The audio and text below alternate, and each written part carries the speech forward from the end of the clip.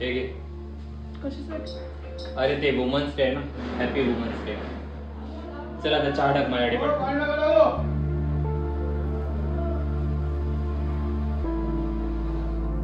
एक एक घडी कर पटपट. एक काम तुला धड वेळेवर जमत नाही, थोडी चपळता दाखव.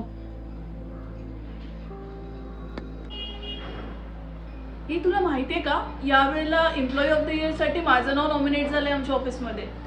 त्याने काय होणार आहे? त्यापेक्षा घरातल्या कामांकडे लक्ष दे.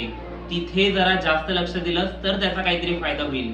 निदान जेवणात तरी नीट लक्ष दे ग.